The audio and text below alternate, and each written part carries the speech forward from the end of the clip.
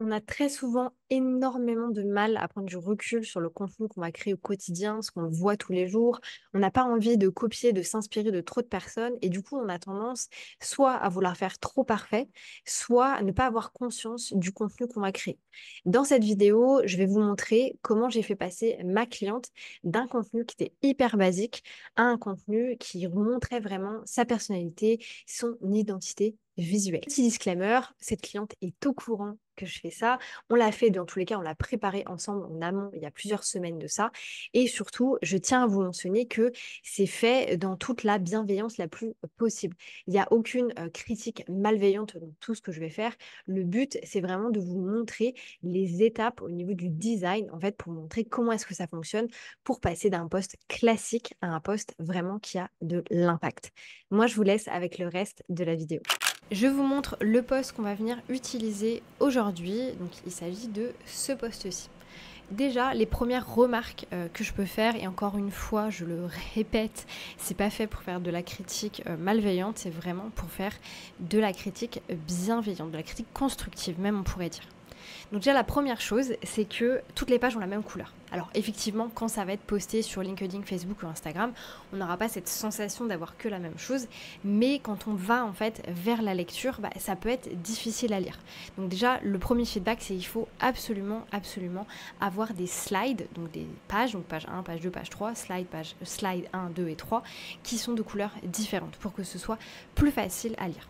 Ensuite, deuxième chose, pour moi, là, j'ai l'impression, ça va être vraiment un cheminement en fait d'informations. C'est pas, je sais pas comment dire, ça me donne pas vraiment envie de le lire. Vous voyez ce que je veux dire? Donc, il faut aussi qu'on travaille un petit peu sur cette partie-là pour que ce soit plus sympa à mettre étape par étape. Ensuite, je trouve que la page conclusion et l'autre page, donc du coup, sont hyper similaires. J'arrive en page, comme vous voyez ici, 7, et du coup, là, je suis à la conclusion. Mais je sais pas, il me manque en fait quelque chose. Là, par exemple, je suis censée avoir un call to action. Je sais même pas où il est. Donc il faut en fait qu'il y ait un call to action qui soit un petit peu plus présent. D'ailleurs, je ne vous l'ai pas mentionné, mais quand vous allez créer du contenu, vous avez 4 étapes. Étape 1, l'accroche. Étape numéro 2, le contexte. Étape numéro 3, la valeur que vous allez donner. Étape numéro 4, le call to action. Là, moi, quand je vois un post comme celui-ci, je vois aucune différence entre les slides, donc ça peut être un petit peu perturbant. Maintenant, on va aller voir slide par slide comment est-ce qu'on peut faire pour faire ces modifications. On va prendre la première slide. Donc ici, on a le nom en fait de ma cliente, donc il n'a aucun souci d'être là mis en avant, voilà, donc pas de souci là-dessus. Et ensuite, on a le post. Ce post va être un des plus utiles que tu liras cette semaine. Ok, mais seulement si tu veux parler de ton produit d'une manière qui fait dire non, qui fait dire à ton prospect, c'est exactement ce que je veux. Moi, je trouve que la phrase est pas mise dans le bon sens. Dans le sens où j'ai eu du mal à la lire. Donc là déjà j'ai un petit souci sur le sens en fait dans lequel elle devrait être. Moi ce que j'aurais mis c'est exactement ce que je veux. Si c'est cette phrase que tu as envie d'entendre venant de ton client, alors mets en place en fait ce que je vais te raconter. Donc ça c'est la première chose. Ensuite, j'ai extrêmement du mal avec ce genre de choses là. Déjà parce que ça prend de la place pour pas grand chose. On est sur ton compte Instagram. On va pas, je veux dire, on sait où est-ce qu'on est. On va pas se perdre. On a le nom qui est juste au-dessus. Ça aussi, il faut se rappeler quand vous êtes sur Instagram, vous avez le nom juste au-dessus en fait du contenu que vous allez regarder. Donc on n'a pas besoin de mettre ce genre de choses là. On peut le mettre si on veut, mais de manière peut-être un petit peu plus sobre. Et moi, je l'aurais pas mis en haut. Donc déjà, j'aurais enlevé ça. Déjà, je pense qu'on va changer le fond pour avoir un fond qui ressort un petit peu plus. Donc au niveau des couleurs, on a différentes couleurs pour cette cliente. Donc on a ce bleu-là. Ce bleu-là qui vous voyez pas mais c'est un espèce de bleu marine et ce rouge-ci. Moi ce que je vous propose déjà c'est qu'on mette un fond rouge parce que je trouve que ça pète, ça fait vraiment ressortir tout. On va commencer par ça. Ensuite, quelque chose qui peut être sympa aussi à faire, c'est mettre des fonds en fait sur vos couleurs pour les faire ressortir un petit peu. Donc ça, comment est-ce que vous pouvez faire? Vous pouvez aller dans l'élément juste ici et aller tout simplement cliquer sur éléments, cliquer sur fond et ça va vous permettre de trouver pas mal de choses. Moi personnellement, j'ai sélectionné celui-là. C'est un peu un espèce de nuage de poussière, je ne sais pas trop, mais voilà, je trouve que ça amène en fait un petit côté qui fait la différence. Maintenant, comme je le disais, moi c'est cette phrase-là que j'aurais fait ressortir. C'est exactement ce que je veux. Alors, est-ce que c'est ce que je veux ou est-ce que c'est ce dont j'ai besoin? Donc, je viens copier cette page-là, je viens la mettre ici. Donc moi j'ai pas besoin de ça pour l'instant, je veux que ça. Forcément, il faut qu'on fasse ressortir. Donc, parce que là on ne voit rien. Moi je vais utiliser ce format-là que j'aime beaucoup, c'est d'aller dans les effets et de cliquer sur arrière-plan. Et vous voyez ici, tout de suite ça ressort beaucoup plus. C'est exactement ce que je veux. Comme je disais, j'ai un peu du mal avec cette tournure de phrase, donc moi j'aurais mis ce dont j'ai besoin, comme ceci. Et du coup là, il me semble que la syntaxe c'est d'avoir un espace, et là aussi. Alors du coup, il me faut aussi ce format-là. Et là, moi je vais l'agrandir, ouais, pour qu'il fasse peut-être ce format-ci. Je réfléchis en même temps que vous. Là du coup, oui, ça rend pas bien le fait qu'il y ait ça comme ça. Là, on va pas se prendre trop la tête pour ça, mais vous avez vu le concept. C'est exactement ce dont j'ai besoin. Là, je trouve que on peut aussi adapter. Vous voyez, vous pouvez arrondir les coins plus si vous le souhaitez, rajouter de l'écart également. Moi, je vais en enlever un petit peu et ajouter de la transparence si vous avez besoin. Donc, on garde cette partie-ci. C'est exactement ce dont j'ai besoin. Ici, ça nous disait, mais seulement si tu veux parler de ton produit d'une manière qui fait dire à ton prospect, ce post va être l'un des plus utiles pour toi quand tu liras cette semaine. Moi, personnellement, j'aurais transformé en ça. Si tu veux, c'est exactement ce dont j'ai besoin. Si tu veux cette réaction à chaque fois que tu parles de ton offre, alors ce post va être l'un des plus utiles que tu liras cette semaine. Vous avez vu la différence entre les deux ? Ce post va être l'un des plus utiles que tu liras cette semaine, mais seulement si tu veux parler de ton produit d'une manière qui fait dire à ton prospect, c'est exactement ce que je veux. Moi, j'aurais mis dans l'autre sens. C'est exactement ce dont j'ai besoin. Si tu veux cette réaction à chaque fois que tu parles de ton offre, alors ce post va être l'un des plus utiles que tu liras cette semaine. Vous voyez le reverse, comme ça permet beaucoup plus accrochant pour le coup. Là, on n'hésite pas aussi, hein, si on veut agrandir un petit peu les écritures pour que ça prenne plus de place, zéro souci. Et si jamais vous avez envie de quand même avoir votre nom comme ça en bas, pareil, n'hésitez pas à le faire, mais avec un format qui est peut-être un petit peu plus simple et mis en bas de page. S'il vous plaît, mettez-le en bas de page. Donc là, on est passé de ça à ça. Moi, personnellement, j'ai beaucoup plus de facilité à lire un post comme celui-ci. Encore une fois, il faut aussi se placer du côté de vos clients. Maintenant, on arrive, donc là, vous inquiétez pas, c'est normal, il manque le 1, c'est parce que je l'ai effacé sans faire exprès, mais je sais où il est. On arrive sur une partie où on va avoir une étape de 1 jusqu'à 7. Moi, le problème quand j'ai ce genre de choses-là, et d'ailleurs, là je vous parle en tant que je vous fais le problème, je vous parle en fait comme si j'étais votre client idéal, c'est que là, si je commence à voir 1, 2 et 3, je vais me dire, ok, autant, il y a beaucoup d'informations, il y a énormément de texte, moi je vais pas retenir tout ça maintenant. Comment est-ce que je peux faire ? Comment est-ce qu'on peut faire ? En incitant les personnes à venir enregistrer le post. C'est pour ça que c'est très intéressant que la deuxième slide du carrousel soit un post qui pousse à enregistrer. Donc pour ce faire, moi j'invite encore une fois à avoir une autre couleur. Par exemple ici on peut mettre la deuxième couleur de Déborah qui a un bleu très très marine foncé. Et ici on va pouvoir mettre l'élément enregistrement justement de Instagram. Là je vous parle de celui-ci mais parce que pour le coup on est sur Instagram. Maintenant directement call to action. Enregistre ce post. Et on peut aller encore plus loin, enregistre ce post immédiatement. Sauf qu'en fait si vous leur dites ça, il va peut-être rien se passer. Il faut leur dire pourquoi est-ce qu'ils doivent enregistrer. Et ici, par exemple, on met « Je te donne mon plan d'action afin de présenter ton produit comme un ou une pro ». Donc là, c'est directement « Ok, voilà ce que tu vas obtenir en fait avec ce post ».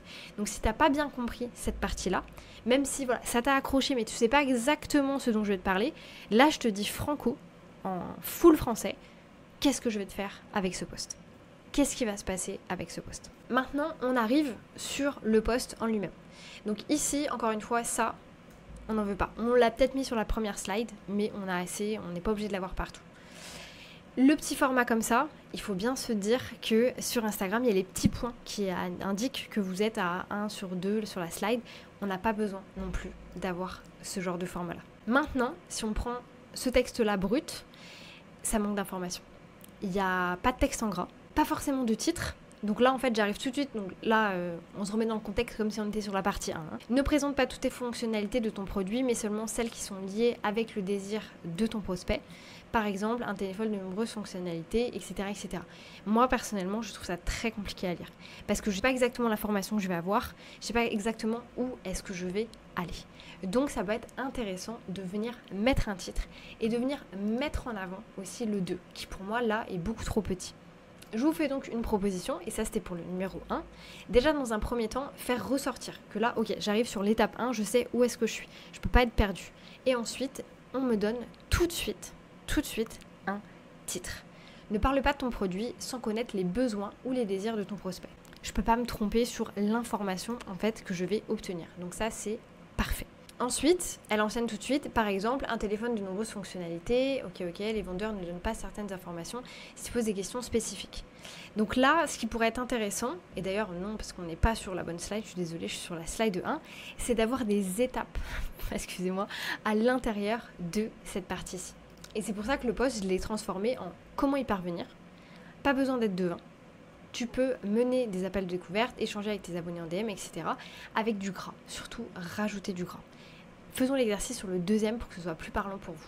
Je fais la copie de celui-ci. Je viens changer du coup avec le 2. Je viens décaler pour que ça matche. Donc là, on a ne présente pas toutes les fonctionnalités de ton produit, mais seulement celles qui sont liées au désir de ton prospect. Étape 1, on avait ne parle pas de ton produit sans connaître les besoins et les désirs. Ok. Donc ici, ne présente pas toutes les fonctionnalités de ton produit, mais seulement celles qui intéressent ou sont liées au désir. Donc on vient copier ça là, on vient le mettre ici. Là c'est trop long, hein, vous vous en doutez. Ne présente pas toutes les fonctionnalités de ton produit, mais seulement celles qui sont liées avec les désirs. Donc déjà là, on peut mettre au désir de ton prospect. En vrai, ça passe. Ça peut passer. Ça peut passer, mais là, du coup, on a trop de texte. Donc on peut garder le comment y parvenir. On va venir le décaler par contre pour que ce soit plus lisible pour tout le monde. Celui-ci, je viens du coup le mettre là. Donc, là c'est brouillon. Hein. La première partie s'en va, quoi qu'il arrive. Comment y parvenir ? Par exemple, un téléphone a de nombreuses fonctionnalités, mais lors de son achat, on te parle uniquement de la capacité à prendre des belles photos, de sa mémoire importante, de sa batterie performante et accessoires de fonction d'appel. C'est complètement vrai. Les vendeurs ne donneront certaines informations que si tu poses des questions spécifiques, car ils savent que trop d'informations peuvent être accablantes. Il en va de même pour ton client. Donne-lui uniquement les informations dont il a besoin, ni plus ni moins. Ça, c'est complètement vrai. Donc là, on peut mettre cette partie-là, je pense, en gras. Alors, un téléphone a de nombreuses fonctionnalités. Comme ça, la personne va lire ça. On te parle uniquement de sa capacité à prendre des belles photos. C'est complètement vrai. Les vendeurs ne donneront certaines informations que si tu poses des questions, car ils savent que trop d'informations peuvent être accablantes. Et là, on n'hésite pas à aller sur une autre couleur pour faire ressortir. Là, vous voyez que c'est trop gros, par contre, au niveau du texte. Donc, je vais devoir réduire, hop, un petit peu, peut-être, voilà, le mettre comme ça, ou au contraire, comme ceci, pour pouvoir le réagrandir. Et là, je l'aligne. Ici, c'était aligné aussi, c'était aligné aussi. Vous voyez, ici, déjà, on a plus d'informations. Par contre, il y a énormément de texte. Ça pourrait être intéressant d'épurer un petit peu au niveau du texte, parce que c'est vrai que ça fait beaucoup. Et d'imager. Là, par exemple, ça peut être très cool d'avoir un petit téléphone. Du coup, on sait tout de suite, en fait, le lien va être fait automatiquement. Et ça, pareil, vous pouvez aller, hop, tac, téléphone. Bon, on va mettre quand même un téléphone comme ça. Est-ce qu'en blanc ça va matcher? Non, il faudrait le rose qu'on a utilisé au-dessus. Tac. Et vous voyez, vous pouvez mettre un petit téléphone comme ça dans le coin. Donc ça permet où on sait exactement où est-ce qu'on va aller. Imaginons maintenant on fait l'exercice pour tout ça. Ce qui peut être intéressant aussi, c'est si vous en avez beaucoup, donc dans ce cas-ci, il y en a 6, c'est peut-être arriver donc au numéro 3, je ne vais pas tous les faire, mais imaginons, donc là on a, hop, ça c'est le numéro 3, donc arrivé au numéro 4, on fait un switch de couleur. Donc peut-être que le fond passe sur un fond comme ça. Donc forcément, l'écriture aussi passe sur une autre écriture, hop, comme ceci. Et donc celui-là va venir sauter. Là par exemple, c'est très difficile à lire, donc il vous faut changer aussi cette couleur-ci. Donc là, on peut tester avec un autre format, comme ceci. Alors je remets comme ça pour avoir le fond, et là peut-être que je peux mettre son bleu. Et là, on a un petit peu le même format. Mais du coup, ça vous permet en fait de vraiment changer d'un à l'autre. Et peut-être que du coup, il y en a 2 qui seront comme ça. Donc, vous avez vu à peu près le concept par rapport à cette partie-là. Maintenant, donc là, il y a un peu trop de texte. Si jamais vous voulez qu'on fasse le même exercice, mais avec la partie copywriting, dites-le moi aussi, ça pourrait être très intéressant. Maintenant, on arrive là, donc on se dit, ok, tout ça, ça saute, tac. Ici, elle nous pousse vers un truc. Tu vois, l'idée, ce n'est pas une dissertation plutôt qu'un résumé. Droit au but. Si tu hésites encore, mets-moi en commentaire ce que tu vends et je te ferai un exemple de présentation de produit. Donc là, cette partie-là, en fait, je l'ai lue de la même manière que tout le reste. Donc je ne l'ai pas forcément vue. Donc là, il va falloir qu'on essaie de la faire ressortir. Là, ce qu'on peut faire, c'est reprendre le fond qu'on avait ici. Hop, on le reprend et du coup, on vient le mettre là. je mets du rouge. Alors, qu'est-ce que ça me fait? Comme ceci. Pour finir un post, très intéressant d'avoir votre visage. Donc, on va mettre sa tête. Je vais sélectionner une de ces photos. Vous voyez, on met un petit design pour que ce soit pas juste une photo brute comme telle. Maintenant, ici, on lui disait, n'hésite pas à me dire en commentaire ce que tu vends et je te ferai une présentation d'exemple de vente de produits. Moi personnellement je trouve ça trop compliqué parce que ça implique que les gens vont devoir aller dire leurs produits, etc. C'est pas un call to action qui est facile, à moins que vous ayez une super grosse audience, ça peut être compliqué. Par contre, on peut y aller beaucoup plus simplement avec, maintenant que tu sais parler de ton offre, je te mets au défi de le faire. Alors potentiellement oui, les gens vont pas venir vous faire des commentaires ou quoi que ce soit, donc c'est pas forcément l'intérêt d'un post comme celui-ci, mais au moins on sait que, ok, ils se sont mis sur un défi, ils vont passer à l'action. Le but aussi des posts comme celui-ci, c'est que les gens ils aient des petites quick wins, c'est-à-dire des petites victoires, et qu'ils passent à l'action. Plus ils vont mettre en avant ce qu'elle va leur proposer, plus ça va leur permettre aussi d'aller de l'avant, d'avoir des quick wins, de se rappeler d'elle, et du coup potentiellement de la contacter par la suite. Ici, c'est un très bon endroit pour mettre les petits emojis Instagram, pour encore une fois pousser à l'engagement, et là, on peut remettre aussi la slide en fait avec le nom de la personne. Donc voilà le post avec lequel on se retrouve maintenant. Moi personnellement, et encore ça n'engage que moi et les personnes qui m'ont formé, mais je trouve ça beaucoup plus simple à lire de voir un post comme celui-ci comparé à comment il a été fait par le passé. Maintenant, il manque certaines choses. Comme je vous le disais, quand on crée un post, on a besoin d'une accroche qu'on a ici, d'un call to action qu'on a ici, et qu'on a ici d'ailleurs, de valeur, tout ça c'est de la valeur. Maintenant, il me manque quelque chose. Il me manque du contexte. Pourquoi est-ce qu'on me parle de ça? Quel est le contexte qu'il y a derrière ça? C'est pour ça que je trouve qu'après cette partie-ci, enregistre ce post immédiatement, j'aurais été intéressée par avoir un, je trouve important, de vous mentionner. On donne du contexte plus concret sur une situation en particulier. Par exemple, tu as tout le temps l'impression de vouloir donner le plus d'informations possible et finalement tu ne vends pas derrière, mais tu comprends pas pourquoi. Et ensuite, on peut aller encore plus loin, une fois qu'on a donné le contexte. Maintenant qu'on est d'accord sur ce sujet, que les bases sont mises, je te propose qu'on découvre les 7 étapes afin de parler de ton offre pour vendre systématiquement. Là, tout de suite, ça m'intéresse beaucoup plus. Et on peut d'ailleurs remettre ce petit truc-ci, là, pardon. On n'est pas obligé de le mettre exactement pareil, vous voyez, vous pouvez faire un petit design comme ça. Là, moi, j'arrive là-dessus, je me dis, ok, là, ça m'intéresse, il n'y a pas de souci. Je vais lire beaucoup plus en profondeur parce que j'ai compris en fait de quoi est-ce qu'on allait me parler et quel allait être l'intérêt pour moi. Je vais enregistrer dans tous les cas et potentiellement quand j'arrive en fin de carrousel, parce que j'ai eu tellement d'informations, là moi c'est quelque chose où je vais aller dire merci. Je vais dire bah merci de tout ce que tu as pu créer, ça va me permettre de mettre telle ou telle chose en place.